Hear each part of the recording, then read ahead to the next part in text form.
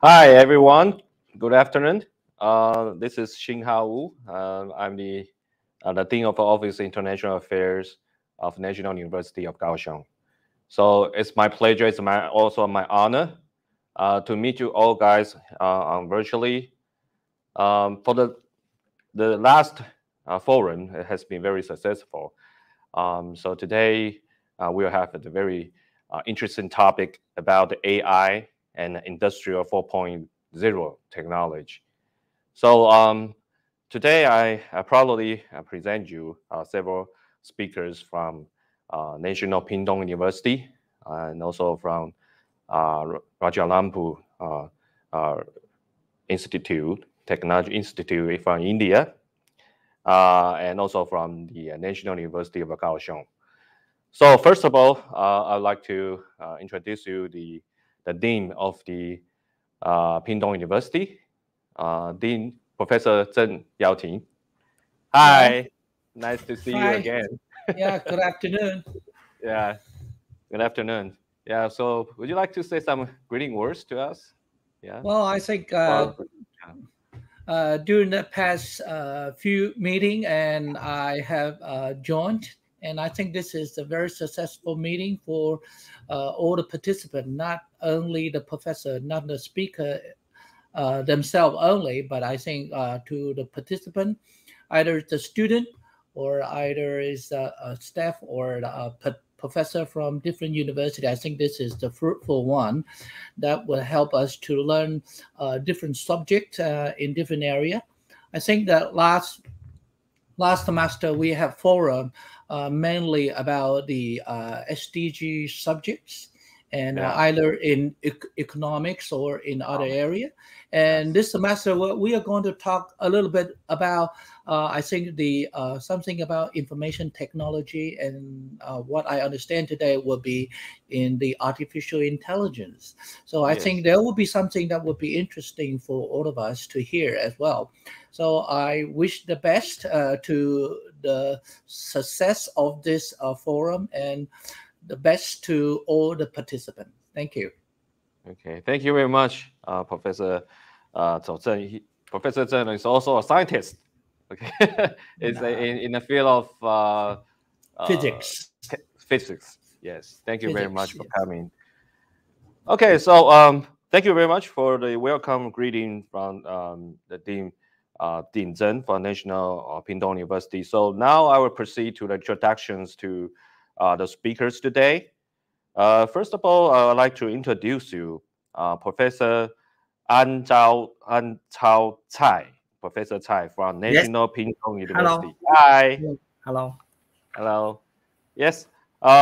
Professor Tsai was received his PhD degree in Electrical Engineering from National Cheng Kung University, which is also in Tainan, quite close to Kaohsiung since 2010.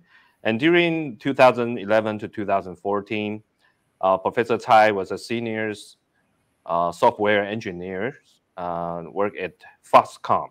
It's a big multinational companies in Taiwan. He's now currently working as the associate professor in the International Master Program of Information Technology and Application at National Pingtung University. And Professor Tsai's research interests include artificial intelligence, AIoT, and virtual reality. So we look forward for Professor Tsai's meaningful and expertise sharing. Thank you very much, Professor Tsai. Thank you. Thank you. Thank you. Yeah. Okay. Secondly, I would like to introduce our old friends, Dr. Shailesh Shirguppikar. Hi. Thank you. Hello, sir. Hey. Yeah, he's our old friends and also our founding member of Asia Virtual Academy from IIT Institute.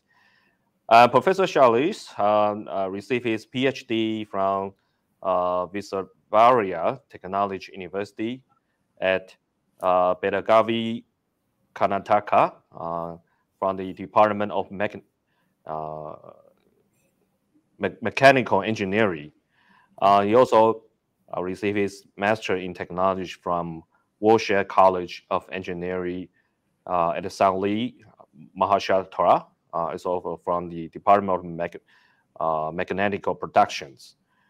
And Dr. Shailesh's research interests encompass EDM, the micro machinery, material science, optimization, and 3D printing. Thank you very much for Shailesh. Thank you, sir. Greetings from college. Thank you. Yeah, so we look forward for your yeah, interesting in sharing about your research and your professional experience. Thank you. Sure. Thank you. And next one, I'd like to introduce our professor from National University of Kaohsiung, Dr. I-hsien nice Ting. to meet you. Yeah, and Professor Ting is also the former Dean of Office of International Affairs at NUK.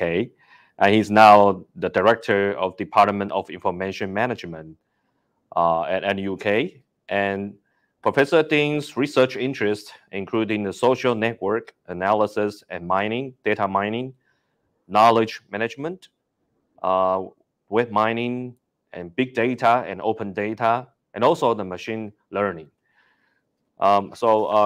Professor Ting received his PhD from Computer Science Department at the University of York, England, and also has an MBA degree from Tsinghua University of Education. And he's also worked for some professional associations, such as the Taiwanese Association for Social Networks. He now works as a president, and also the director for the Social Network Innovation Center at National University of Kaohsiung. So once again, I think all of the speakers are in the field of AI and also from the intelligence manufacturing. So I look forward for your wonderful professional and academic experience sharing. Thank you very much, Professor Ting, and all the participants and discussants for this forum. Okay, so now I'd like to proceed for the speech from each of our speakers.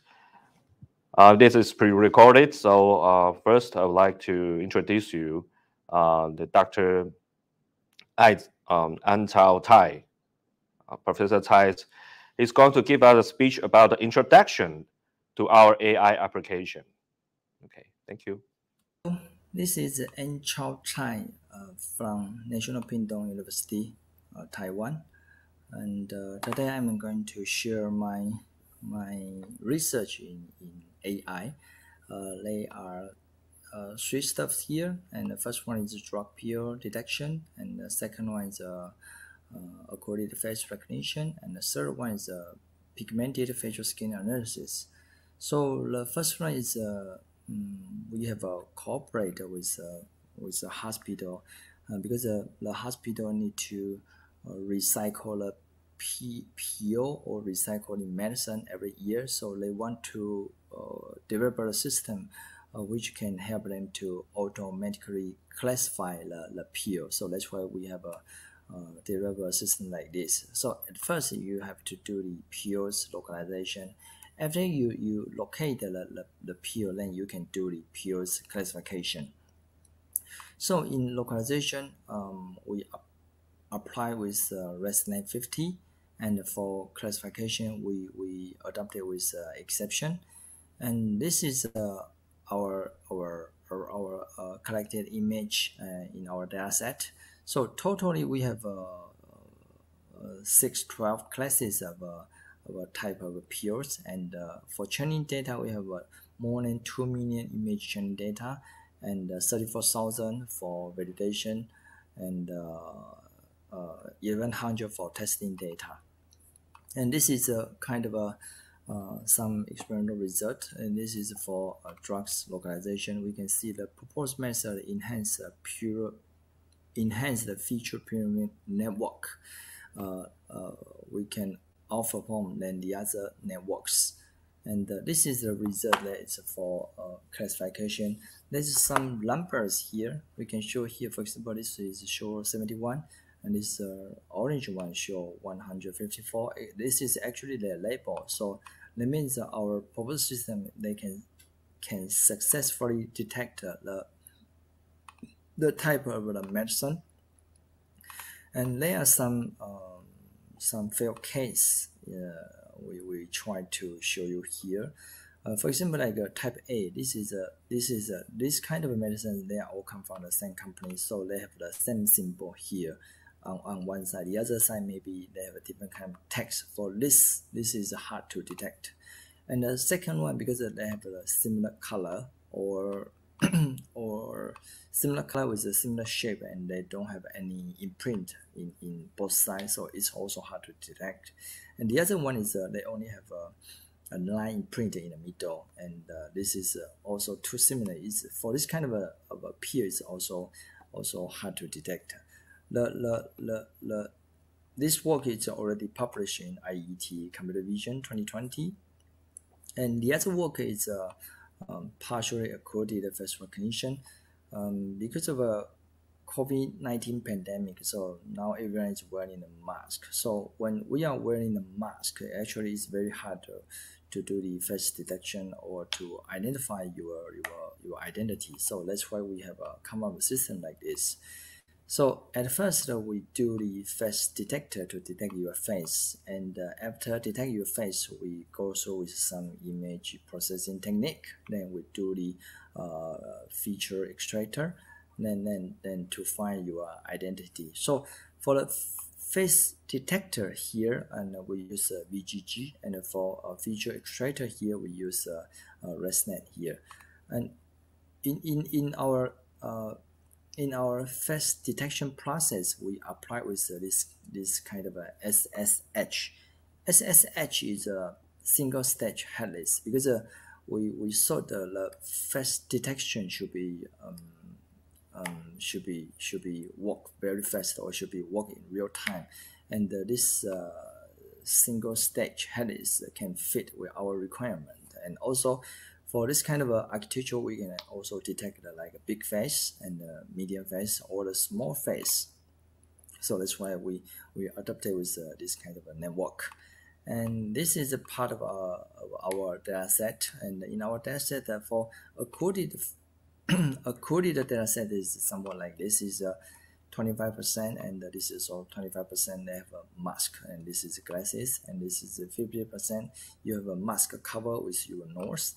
And this is 75% is you have a mask and nose is covered with most of your face. And we also have the picture for pitch and yaw.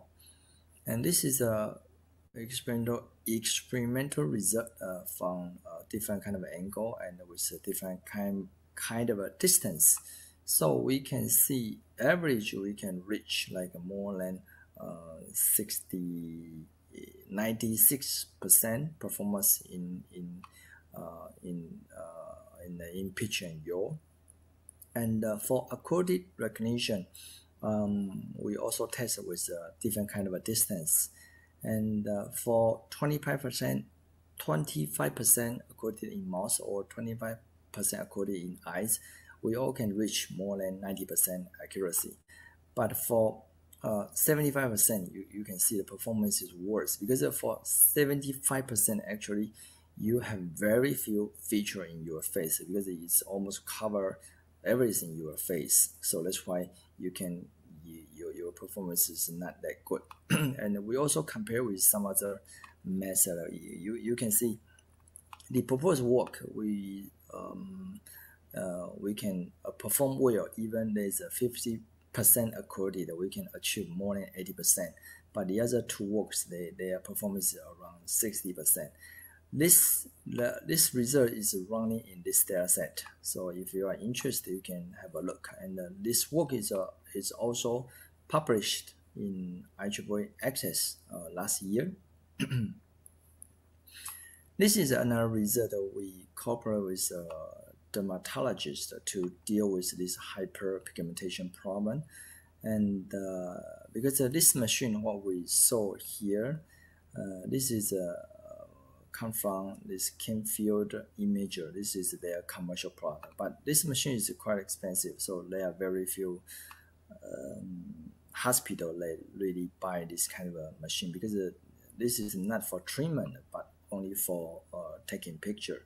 So we try to come up with a system to compare with this Canfield Imager, this commercial machine. And we are also trying to reduce the medical disputes between dermatologist and the patient. So that's why we come up with this proposed architecture. And at first, we need to do the this kind of a facial skin pigment distribution, and this is based on Pix to Pix HD. Pix to Pix HD is a kind of a GAN architecture. GAN is a generative adversarial network, and since our datasets are all paired, are always paired image, so it's very suitable to apply this Pix to Pix HD. And after we regenerate the image, then we will go through this module to do the Melasma analysis, and finally you can come up with melanin image and hemoglobin and melasma and all overlapping region. This marked region is actually the potential melasma region, which this is we discussed with the dermatologist. They claim this kind of C-shaped region is more commonly to have a melasma in this C-shaped region. That's why we mark this kind of region first to avoid to cover the hair and avoid to cover the the eyes in here. So we cover this side. This is C-shaped in the left hand side and in right hand side in the middle. So this is some of the result we achieved. So we can see this is a melanin image here, and in melanin image we can find some darker part. We said it's a melasma. So we can with some use some circle to cover this kind of a region. We can see here in the left side face, in the middle face, and in the right hand side face. And once you find this kind of region, and you can correspond to their real face, and because in real face it's more easy for the dermatologist or for the patient to easily observe where is the location in their real face. This is a part of the image from our dataset, and this kind of image is collected from the Canfield, the kind of commercial product. And for this one, this is the original face image, and the second one is the hemoglobin, and the third one is the melanin, and the last one is a cross-polarized image. So each person, they have this kind of a set of picture in our data set. And this is the result that is come up with a different kind of generator. And originally this is the data set, and this is the result generated by architectural Pix to Pix HD. And we can see the Pix to Pix HD is actually very close to the original one, but it's outperform better than Pix to Pix, and even compared with cycle GAN. You can see this one is much better. And this is the hemoglobin. There's also, we compare with the other three architecture here. We can say the Pix to Pix HD is actually outperform than the others, which can compete with the data set. Okay, this is about my recent work in artificial intelligence. Thanks for listening. Okay, bye-bye. Okay, thank you very much for Professor Tsai's sharing about the AI application, especially to the facial recognitions development is quite useful, especially during this pandemic difficult times. The facial recognitions could help us for the non-pharmaceutical interventions measures against the outbreak of the disease. Okay, thank you very much for Professor Tsai's sharing. And next, I would like to bring you Professor Shailesh Shirguppikar from RIT Institute. He is going to give us a talk about the application of AI in manufacturing sector. Okay, thank you. So, please. So very good afternoon all. I'm Dr. Shailesh Shirguppikar, working as assistant professor in mechanical engineering department of RIT Rajaramnagar, India. And today we'll see a few applications of artificial intelligence in manufacturing sector. So before going further, first I would like to tell you that about the industrial revolution, means how industrial revolution happens from 18th century to till date. Initially, that we called as Industry 4.1, where only the mechanical or production where it takes place with the machine which are powered by water or steam. After that, in Industry Revolution 2.0, the machineries were powered by the electric energy, and it was considered that that was the mass production. In Industry 3.0 in 17th century, we can say that most of the manufacturing firms or manufacturing processes were performed with the help of robotics. That means which includes the electronics and IT part.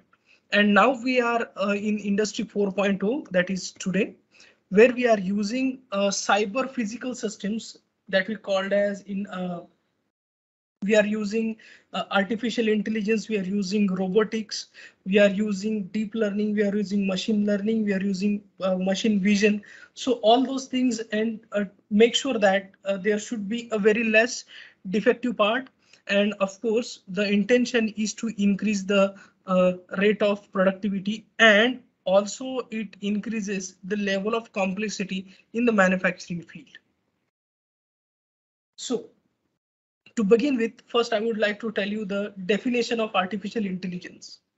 Now, there are various definitions are being involved in this. First is it is a branch of computer science that deals with the study and creation of computer systems that exhibit some form of intelligence.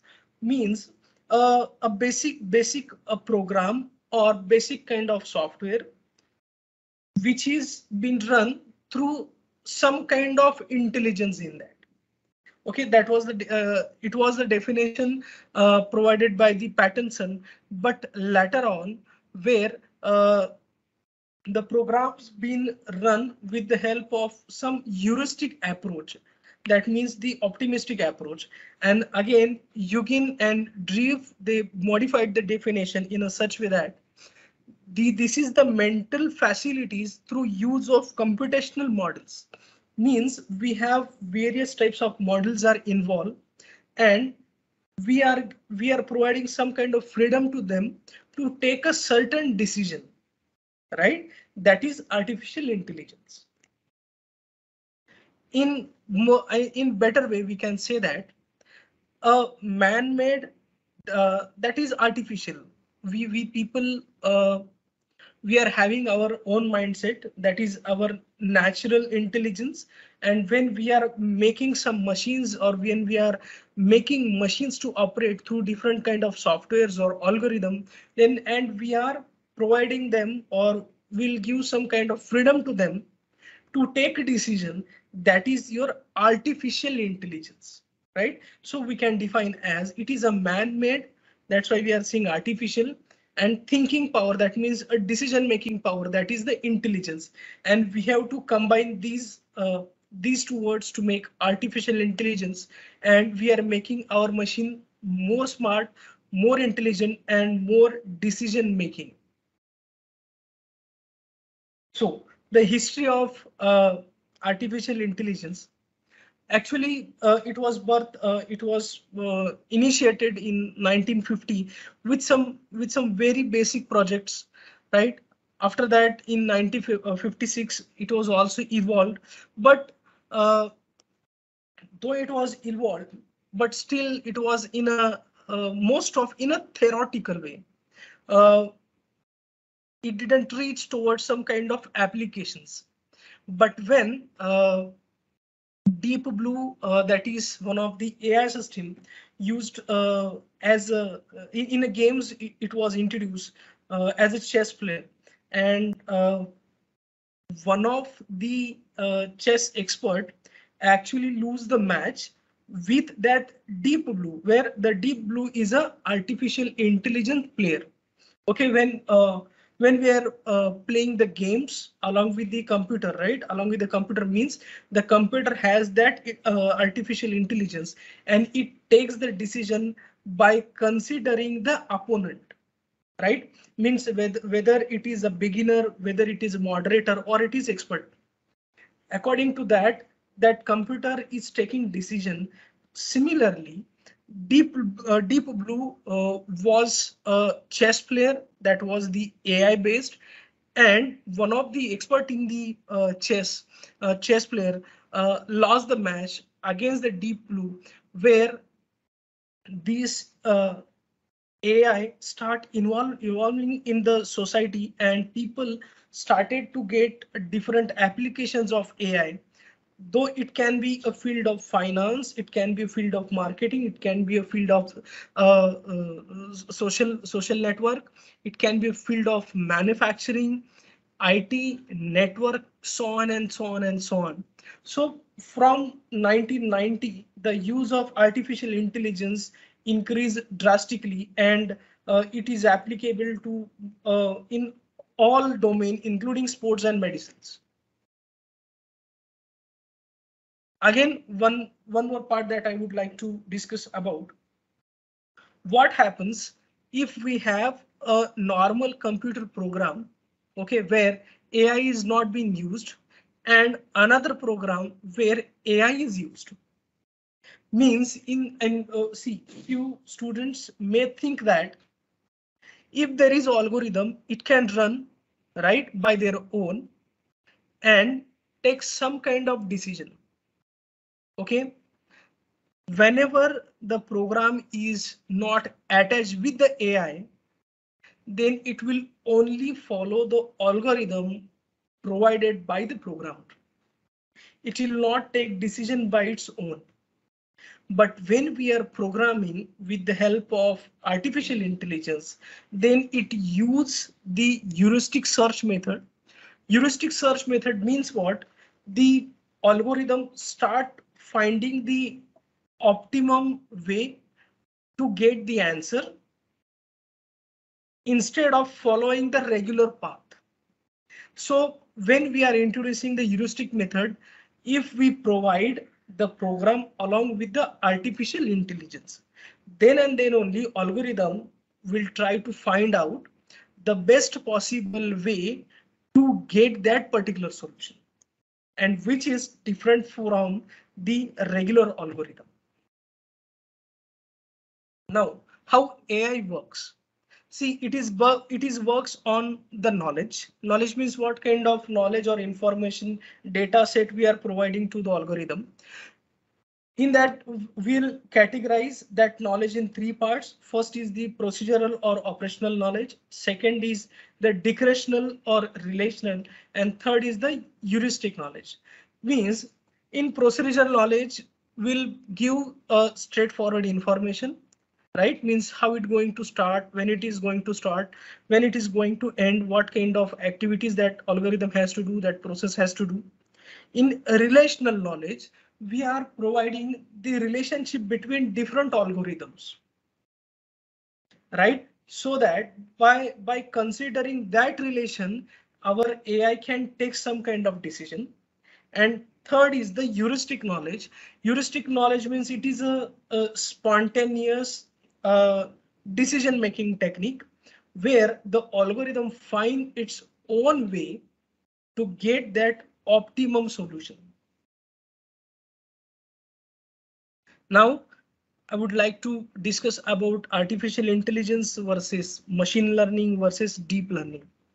Now, we all know that the overall all these terms are related with the computing, or we can say with by it is connected with the algorithm. So artificial intelligence means something can take decision by considering their processes, by considering their relation, and with the help of heuristic approach. Then we have the machine learning techniques. In machine learning techniques, what we are doing, it is taking the decisions with the help of different experience, right? Means if we are running the algorithm for 100 times, 1,000 times, 10,000 times, then machine itself take decision by considering the path or the expected output that we are going to run continuously. While in deep learning, we are automatically finding few features and we have given the freedom to take decision by their own. For example, the Alexa, the operating of Alexa. For example, the AI-based customer executives where they are responding to our particular request. For example, the automatic driving car. So all those are the part of the deep learning, which again, of course, it is a part of artificial intelligence. Now, the role of AI in Industry 4.0. As I said, Industry 4.0 is a revolution in which we are using robotics. We are using IoT based, that is Internet of Things. We are using IIoT, that is industry based Internet of Things. Cognitive computing, cloud computing, all those things we are integrating so that we can minimize the defect, so that we can increase the productivity. At the same time, we can improve the quality of manufacturing, right? That is Industry 4.0. Then we have the smart manufacturing factory. In smart manufacturing factories, it is virtualized instances of physical objects in factory interacting with one another. Means the way we are working on virtual kind of things. Similarly, we can make the physical machine objects to work accordingly. Means the selection of raw materials, right, to select the best process, their manufacturing techniques, their packaging techniques, of again the inspection by using machine vision cameras, dispatchment, and so on. So it could be a smart factory. And then we have a role of artificial intelligence in machine safety, efficient product life cycle, and of course efficient manufacturing processes. Now just try to imagine we have one of the machine without AI. Okay, so it is very difficult to get the maintenance on time. And can you imagine one of the machine along with the artificial intelligence? Means it will tell you that after number of particular time of period, after 1 month, 2 months, this is that for number of hours the machine is working, and for this particular date you have to do the maintenance, right?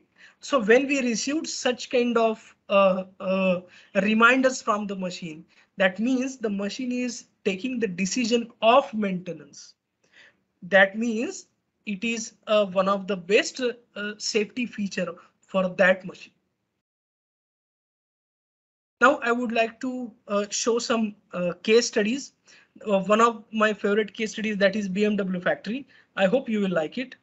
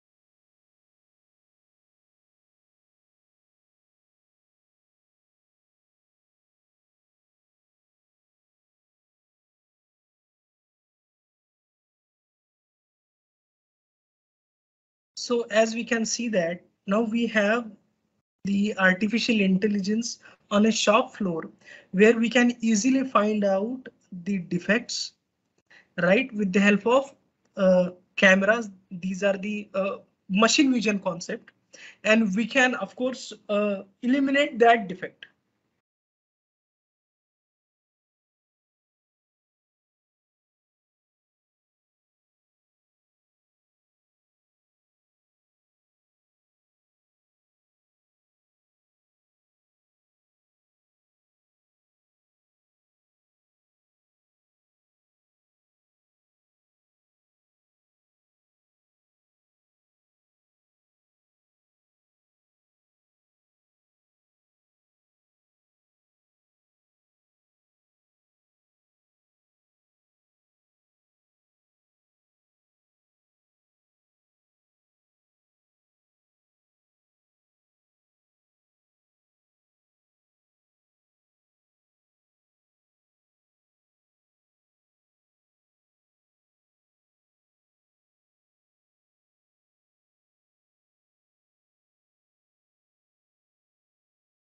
So these motion sensor camera directly measures the length, width. It can, it gives the, now see, it shows that it is perfect match. It is used in the inspection purpose, quality purpose, problem identified.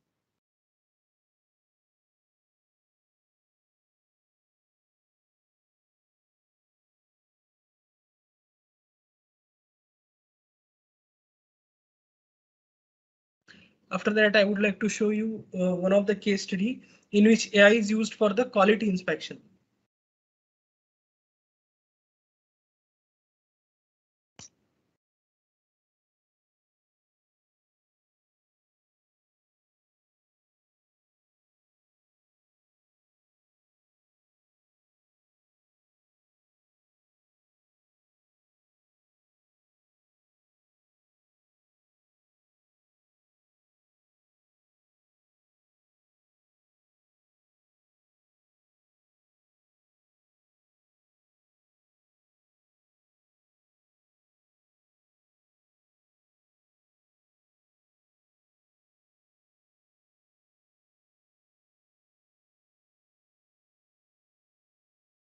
That means we really cannot be dependent 100% on human beings.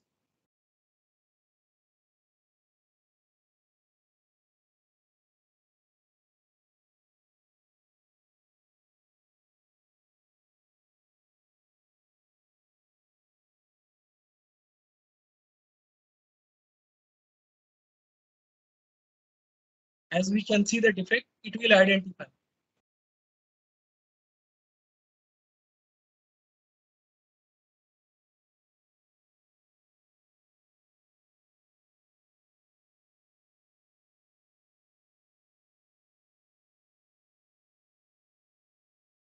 Yes. Then I will show you the soft smart manufacturing.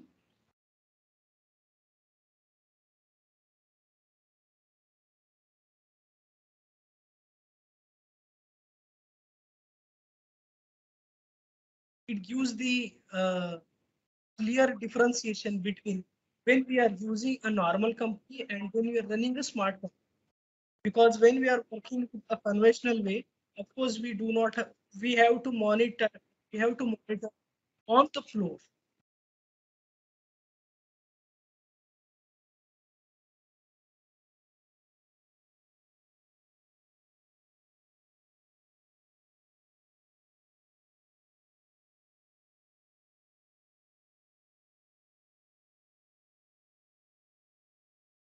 It is very difficult to monitor the problem.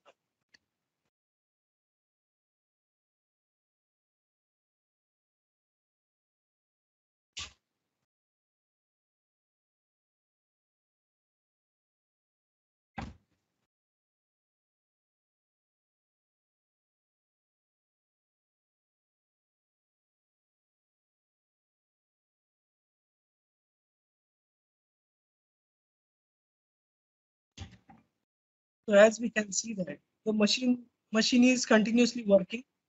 without without knowing whether the workpiece is there or not. And of course, there is no data collection.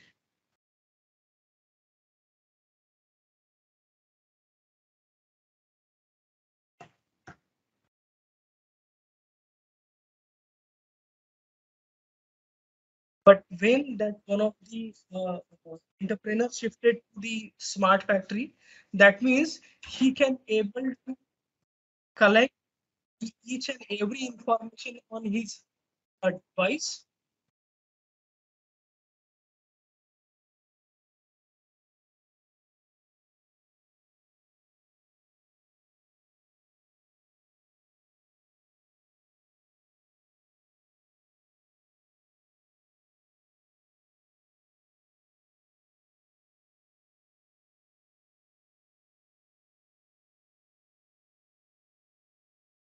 Right.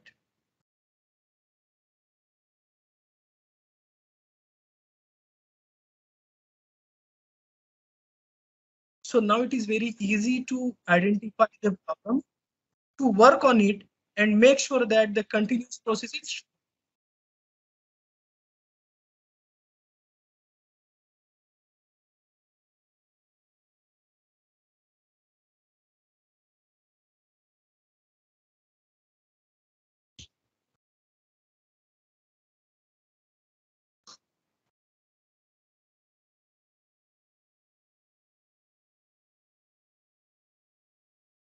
As we can have the analysis, we can have that statistics, right?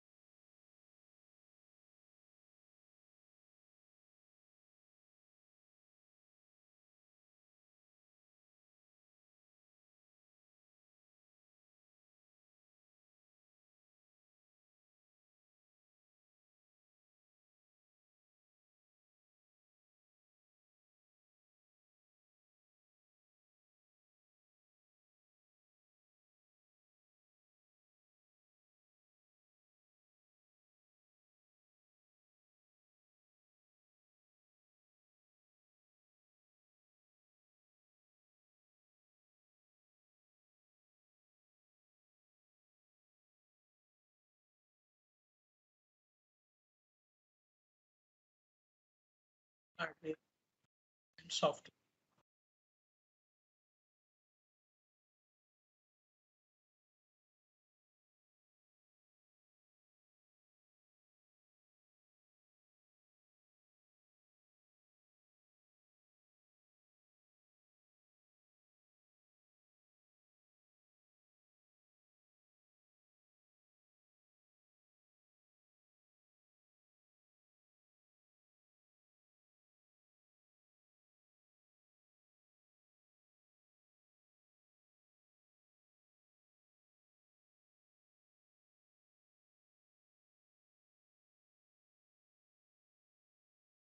And exactly these are the objectives of running the best manufacturing.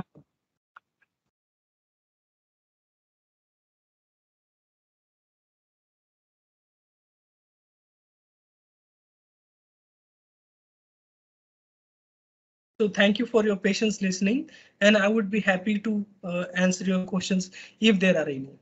Thank you.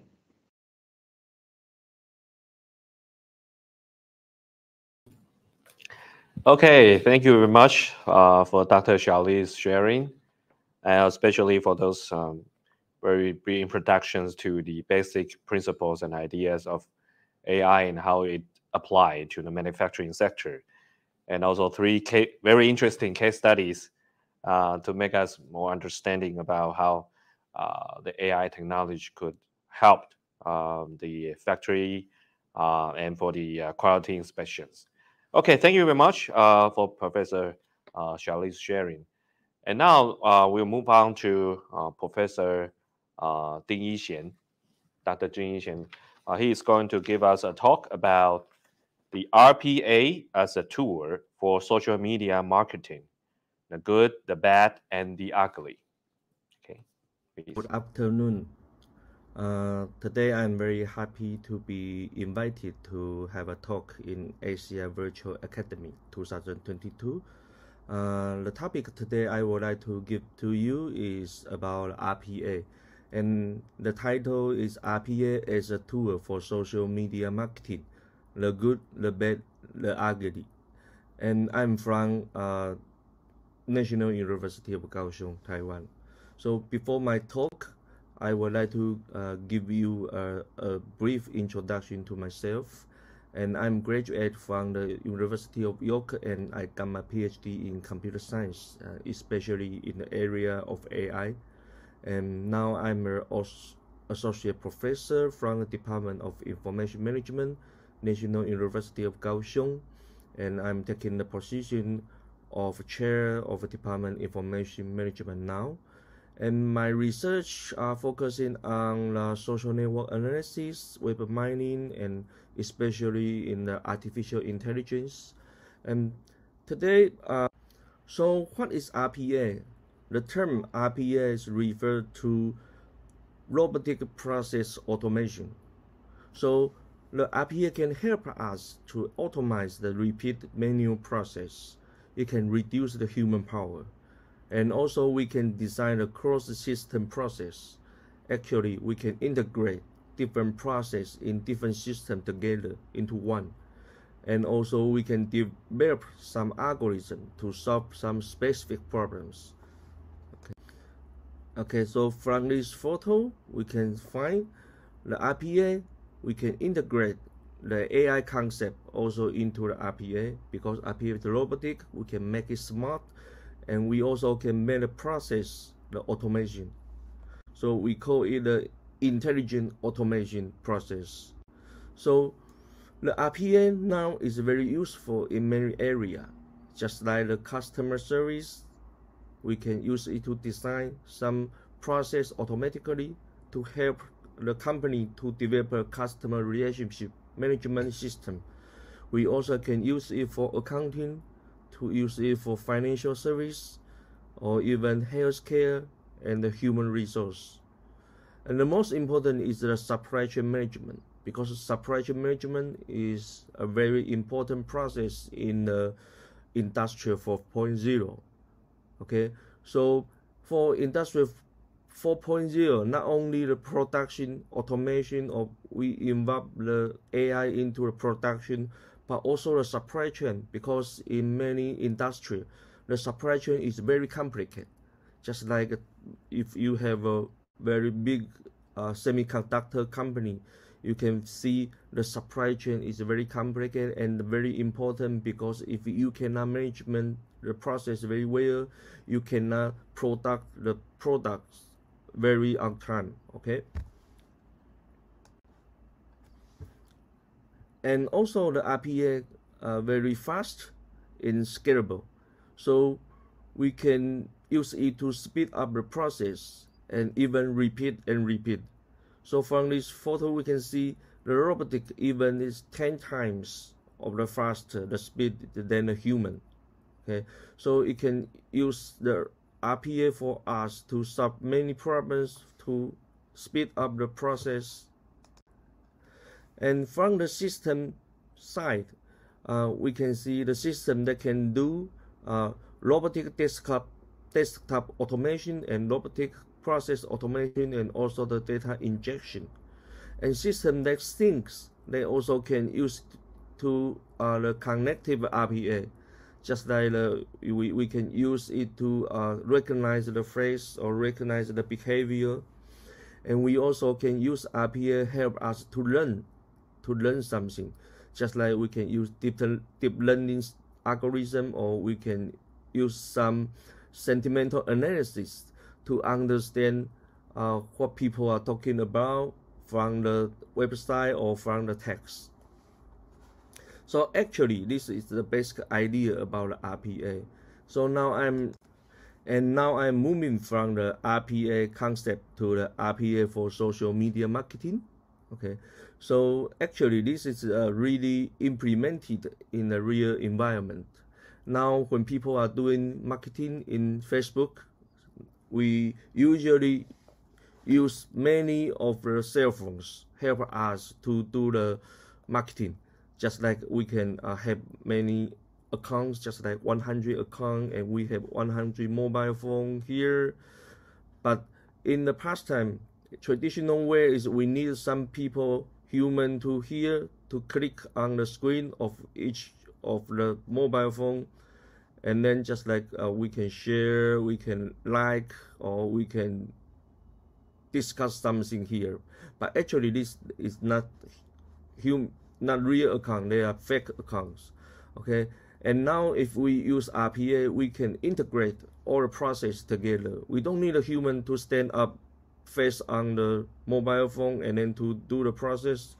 What we need to do is we use a system like here. We can simulate all the mobile phone and we can integrate all the process together. So just like one button, you can ask the robot to do many things. Just like I can log into my account, I can find my friend's page, then I can like some post, then I can retweet or I can share some contents to other people. So for this, for marketing, is actually very efficient for us now. And this is one of the RPA concept for the social media marketing. Okay, and now I would like to introduce a system we call AGC website system. And the system is developed by my team. And the AGC refers to automatic generated content website. So it means the website, we don't need any human, we don't need any editor, and we don't need any of the website management to collect the content, to post the content, or to write the content. So it means even the website content are generated by itself. So the system, we have two different parts of the system. The first part is we can collect all the information from website or from social media or from any news. We can collect all the data every 5 minutes. Then we can categorize all the data to different categories. Then we can post the data we collected on our website automatically. And the second part is about the content. We also use the data we collected before to generate a new website, a new web content. Okay, so from this process, we can get a website like this. So actually, now when you are browsing a website, you don't know the website is real or not. Is AI website or a real human involved website? So this kind of system is also a kind we apply the RPA concept into the website system. Okay, and you also can see here, this is a screenshot of the automatic article collection and generation system. So we can collect all the articles from website to my system, and then we can post it again like this. Okay, so all the resources are from the other website, but we can rewrite it, or we can correct it, or we can organize it and then post it on a new website. So it is what we call the AGC website. So from the previous two examples, we can see now many applications from on the website are actually now using the RPA concept. So when we use the okay, so now I'm giving you some conclusion about the good, the bad, and the ugly when we using the RPA for social media marketing.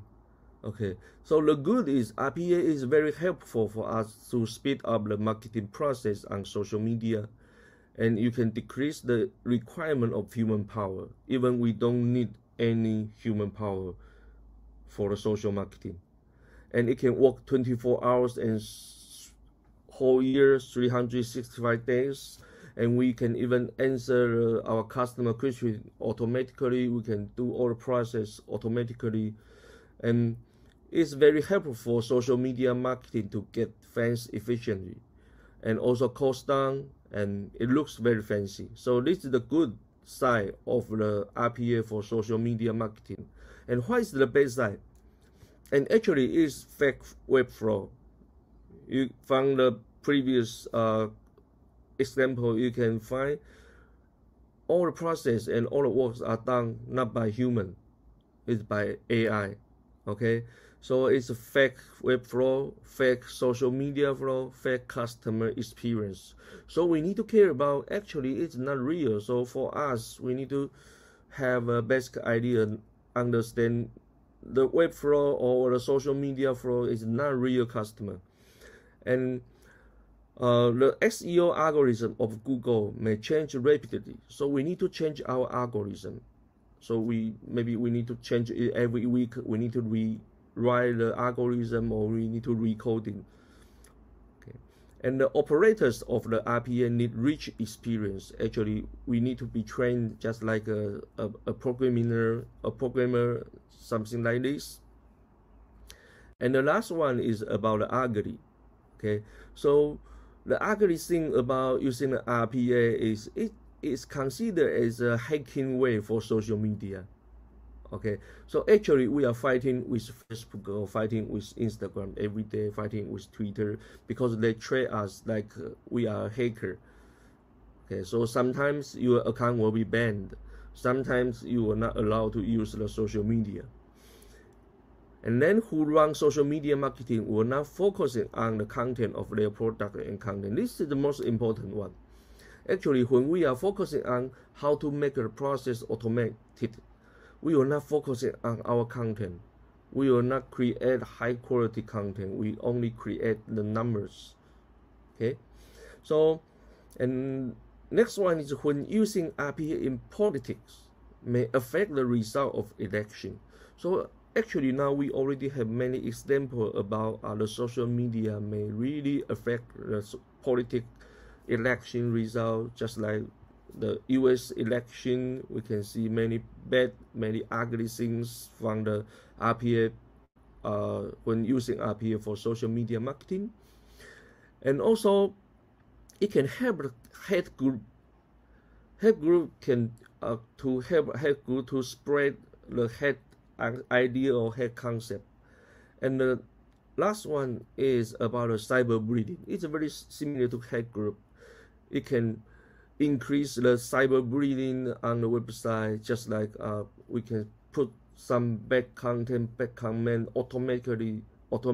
Maybe we can post 100 in one time. So actually, people, when you see the comment, you will feel not good, but you don't know that is not by human, that is by AI, but the cyberbullying already happened. Okay, thank you so much to my talk. And actually RPA is very interesting and can be used in many areas. You can think about it. So if you have some idea or some question, you are very welcome. We can discuss later. Thank you. Okay, thank you very much, Professor Ting, for your in-depth discussions and analysis about the application of RPA, especially to the social marketing sectors. And you bring out many good points from the good and bad and ugly perspective. So I think it's quite interesting issues. Also, I'm sure that our audience will have many questions to ask. So okay, so because I think we have 5 minutes for the break sections, and during the break session, I think the audience, if you have any questions, please type on the chat box, and please specify which speaker you would like to ask. Okay, thank you. So let's have a break time.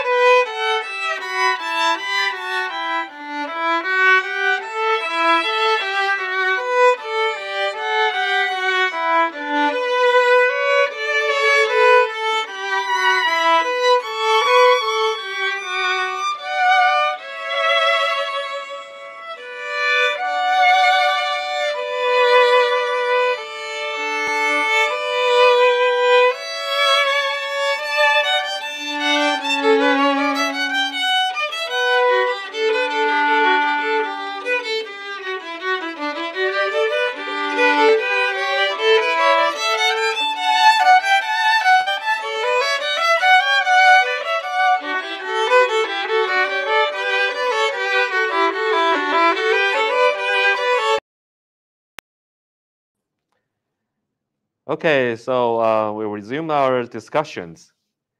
So all of our participants, would you please turn on your webcam? Now we have proceed to the discussion and question Q&A session.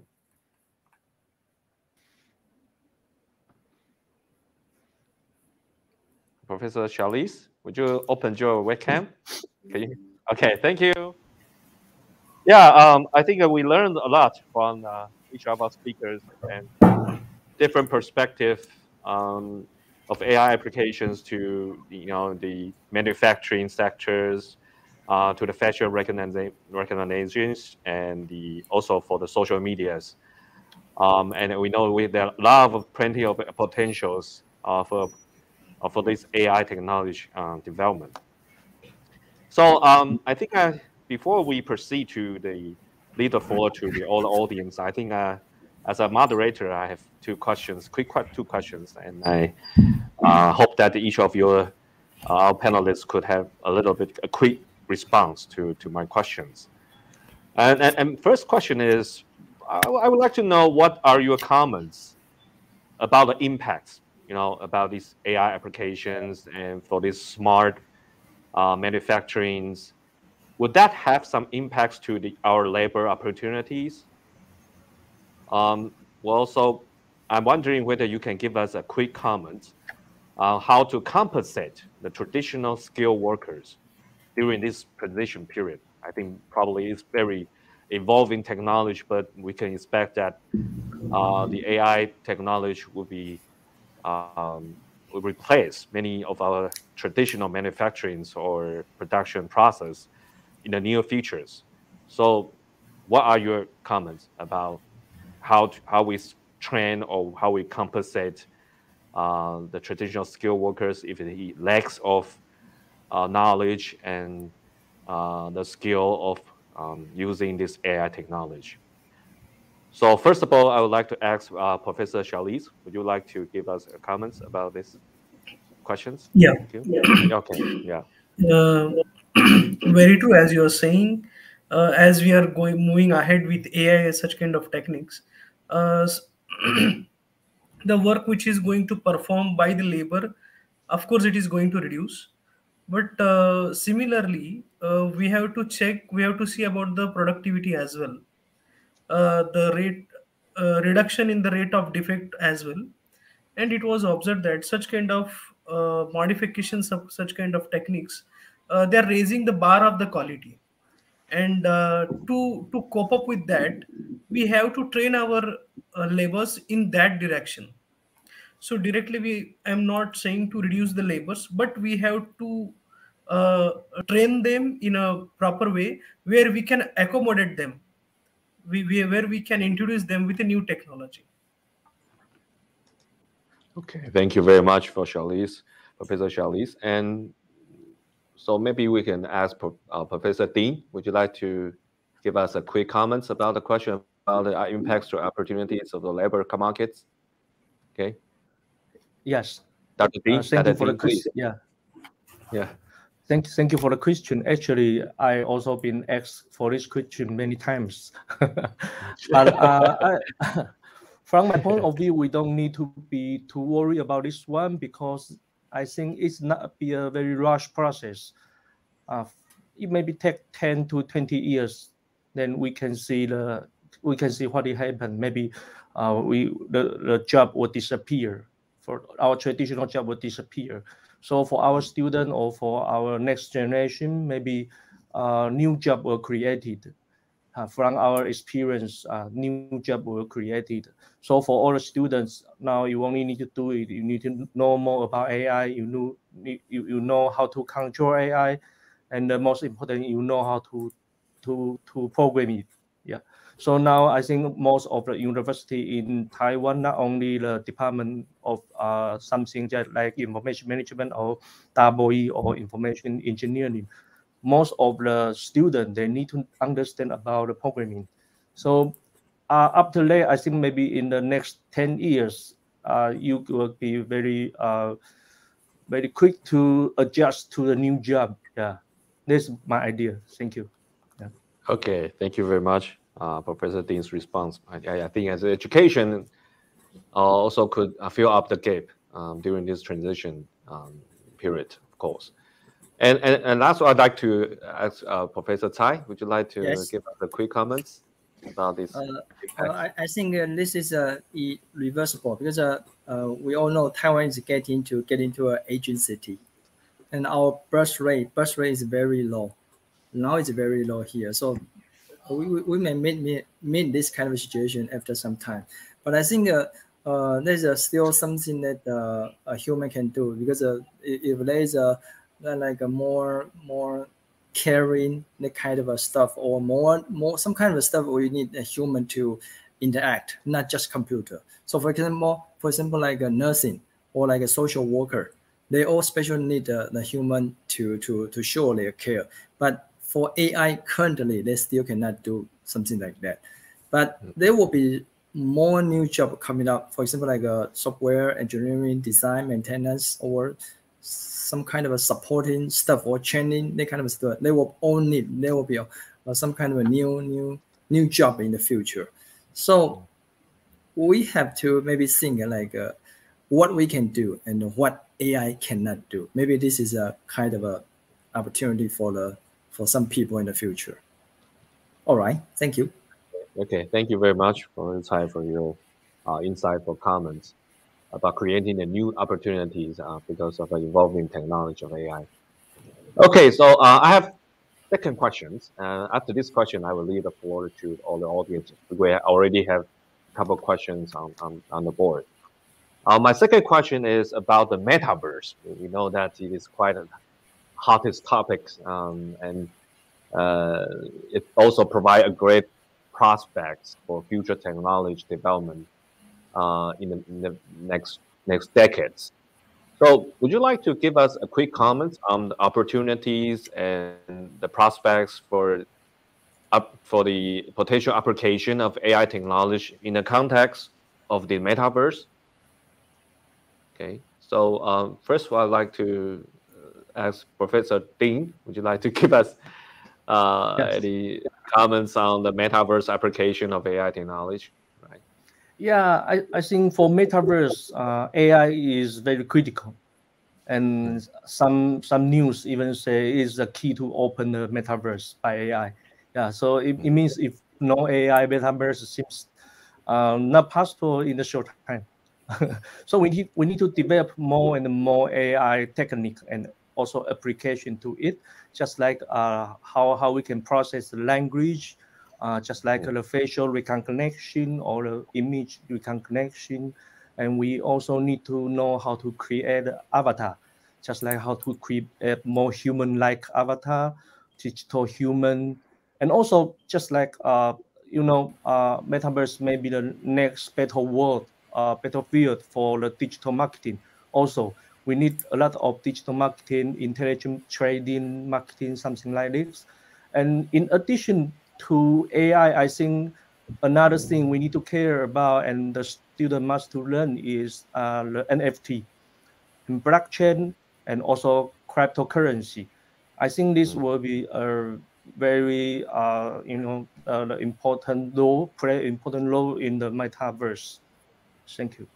Yeah, thank you very much for we heard many interesting terms, and also I would like to ask Professor Tsai, because since your research is about the facial recognitions, and it could be a very vital tools when we get involved into the metaverse. So would you like to comment on that? Yeah, but although my my specialty is more focused on image processing, that kind of stuff, but I feel for the metaverse, I feel the key technique should be in speech recognition, because you see, if we get into the virtual world, you need to communicate with the virtual assistant. And you need to speak, you need to talk with that virtual assistant. So that virtual assistant should understand your intention very clearly, right? So because so far the application for speech recognition, they are domain specific. There is no like overall. There's for example, we all use a Siri, you all use like the kind of a hello Google or okay Google. but they are not that smart. So how can we let the computer, they can 100% know what is our intention? Then the computer inside the virtual world, inside the kind of a virtual reality, they can communicate with us. That is quite important. So the thing about speech recognition and the semantic analysis, multi-model fusion, or even a representation learning, I guess they will be very important. We try to, or not we try, in that world, we try to have a super AI customer service like that to help us to do things, no matter we are going to build a virtual city, or maybe we are going to do anything in that kind of a virtual world. So this kind of a speech is quite important here. That's my opinion. Okay, thank you very much, Professor Tsai, Thank you. for your insightful comments. And that's I would like to ask Dr. Shailesh. I think your expertise in the smart intelligence manufacturing. So, do you think there's any possible that you can connect the metaverse platform and with the smart factories involvement? Okay. Yeah, actually, the opinion given by the expert. So I also agree. Still, we have to amplify the effect of AI, because metaverse is again a different universe, different world. So we do have a few applications in the field of real estate, where we can actually generate one of the metaverse as per the customer demand. Also in the field of medical, where we can first of all we can show this is the way how we are going. In the field of education, and of course now we have the cryptocurrency and digital marketing, as sir said. So we do have the application, but again we have to go a level up to like bring those technology as a user friendly, or to be believable, I can say that. Okay. Yes, thank you very much, Dr. Shailesh, for your professional answers to the questions. All right, so because Ting Zhen, are you still online? Ting Zhen, are you online? Okay, all right. So I think we have a couple questions. And first question also is from our the moderator for the last forum, is Dr. AB. Dr. AB, are you online? Could you turn on your webcam? Dr. AB? No? Okay. But okay. But Dr. AB has already leave the questions, and let's bring up the question that provided by Dr. AB. Okay. So the Dr. AB asked about, can humankind fix or manage the bad and the ugly sides of RPA? So what needs to be done? In my country, the Philippines, will be conducting election next Monday. And we are already seeing that notorious candidate who is known to have a trough farms winning in the surveys. I think this questions maybe is for Professor Ting, right? It's just asking about the RPAs and how it impacts the election results. So maybe Professor Ting could answer these questions. Yeah. Yeah, I think yes, we can also develop some AI or some RPA to detect such behavior. Okay, the bad and the good side. And just like Facebook and Twitter, they have some robotics to detect such behavior every day. Yeah. So it's like a battle. We fighting between the good side and the bad side. It's quite interesting. And yeah, actually, the election in Philippines now is what we are focusing on. Yeah. So in this area, we are focusing on the Philippine election now, because we can see many clues to show they are really RPA are involved into the election. So we are collecting the data now. So maybe we will study on it after the election, and we hope we can have some result. Thank you. Okay, so Dr. Shailesh, Yeah. do you have any comments on these questions? How we can manage the best No, sides? actually, again, there are the way Twitter is using. there are specific keywords like terrorist, like caste, like skin tone. If someone is going to comment according to that, that algorithm remove that person or identify the person and use that intimation that he's trying to say something which is against the society.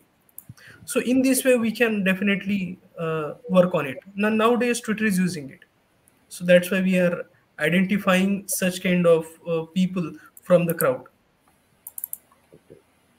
So thank you very much. And Dr. Tsai? This is quite very different research area for me. I didn't spend time here, so no comment. Okay, thank you. Thank you. All right, so we have another questions. Can you bring up the questions? It's from Adam. And this question is specific for Dr. Shailesh. You mentioned about IoT in your presentations. I've heard a lot. Would you please explain what it is, implication for Israel? Yeah, okay. IoT. Yeah. Okay. So please. IoT is a thing where the machine is performing something like the placing of one thing and to pick up something and place at another place. Okay, that robot does. But when we are training them with when actually we are using it as per our command, that is IoT, Internet of Things. That machine is doing as per our command. So all those things nowadays, the image analysis, we are automatically trying to identify the color, that is red color, faint red, okay, black color for the sorting purpose. So all those things we are using with the help of IoT. Okay, thank you very much for Dr. Shailesh. So Dr. Tsai, would you like to comment on these questions? About this, your understanding about IoT and yeah. You mean where is the question? I didn't see the question actually. Oh, it's about Internet of Things, IoT. And it's IoT and the AI, their relationship, or there's a word. Yeah, about the or even your understanding about the potential of IoT and interaction with the AI technology. As I know, we also do some small kind of topic related to IoT and AI, because for IoT the important thing is I guess it should be the data. How many data you have collected, then what kind of algorithm you have applied to your data to maybe predict with some kind of for example, if you are doing some kind of agricultural control. Agriculture to control your plant, control the weather, control the water, humidity, temperature, that kind of stuff. And if we can collect all the required information and we can use a suitable model to control, then there will be, we try to make it like a total automatic. Yeah, that's very important. And it also is a trend for agriculture, that kind of stuff. Yeah, this is also one topic of what we are doing right now. Wow, yes, quite interesting. Yeah, sounds interesting. Yeah, about agriculture application. Yeah, I would like to value add in it. IoT is a simple thing where we can operate the machine mechanism with the help of our device. Yes. To start and stop, to perform those activities as per our need and requirement. Yes, like how you use sensor to collect those kind of data, and how you demand your actuator to do some action to control the environment. Yeah, that's quite useful actually. Okay. All right. Yeah, thank you very much, Professor Tsai, and no problem. Maybe Professor Ting, can you comment a little bit about IoT? Is there any cybersecurity issues about where we? I think from my area there is another term called social IoT, which is very interesting. Means we can make two machines because all the machine and everything can connect together, and we are trying to make it social. It means the computer or everything they can communicate together. Yeah, just like social, just like we are using social media. Okay, so or maybe we can use social media to control such things. Right. So yeah, I think the student or all the participants, you can search on this term. It's quite interesting. Yeah, another area, but people are doing it now. Yeah. Yeah. Wow. So there's social IoT, okay. Yeah, social IoT. So I'm thinking about the security. I mean, the cybersecurity. If you can, you know, sound like hackers and using one machines to control another remotely. Yeah, of course. Yeah. So that would be a very important issue. I think we have other questions. One more questions also from Adam. Can you bring it up? And this question is specifically for Dr. Ting. For using the RPA, what are some common use cases in the fields of financial services or human resources sectors? Okay. Very good question. I will give you some example I'm using now. For the financial, I think many people are using it now. It's called intelligent trading. So we can just use the RPA to buy stocks or to sell stock or to buy cryptocurrency, to sell cryptocurrency. We don't need to wake up 9 o'clock in the morning. We just set up some rule and give them some parameters in the AI, so the AI can help us to trade, to buy stock, to sell stock, to buy stock, to sell stock. Then we can make money. Yeah, I also make some money by the RPA, so it's quite useful. I think you can search Shirguppikar is the company, Shirguppikar. Okay, it's very interesting one, and I think very easy to use. And for the human resource, we also develop a system. We can collect all the data from the LinkedIn. We collect data from LinkedIn, just like if we want to recruit some staff, okay, for the human resource, we can search on the LinkedIn and search on the internet to integrate all the data together and to make a decision to we want to interview this staff or not. So this is another example for us to use the RPA for the human resource management. Thank you.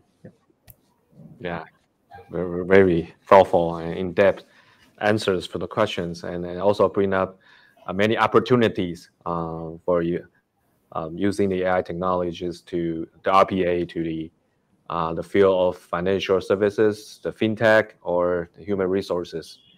Okay, I think because of time, I think we answered the last question. I mean, please bring up the questions. The question is, would you mind to give us opinions on how small and medium-sized enterprises can access and use AI technology to develop their business? Okay, because the audience didn't specify for any speakers, so maybe I would start from Dr. Shailesh. Could you comment on these SMEs opportunities? Yeah. Thank you. Actually, it is a good question where we have to take a decision in our existing firm where I have to shift. So it's not like that we have to implement the AI technology to each and every machine or each and every sector. You can prioritize where you are spending much money, or you have to identify which area should I go for this 6 months, for a year.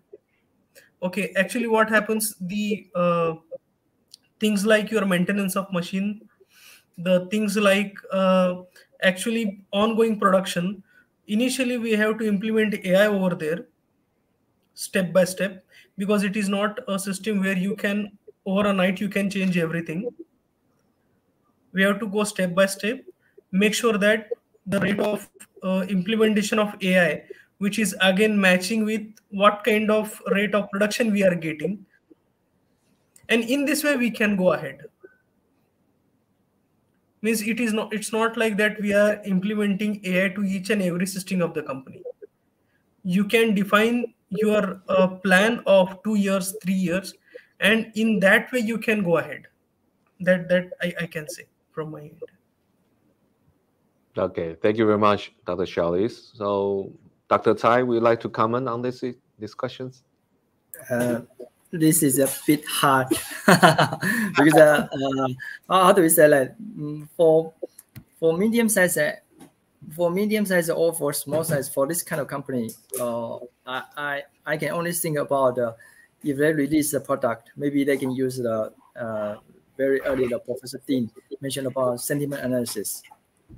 You can use the sentiment analysis to analysis like the people, like your product online. It is a positive feedback or it's a negative feedback, because we have now everyone is using Facebook or maybe Instagram or maybe that kind of a forum to sell their stuff or to promote their stuff.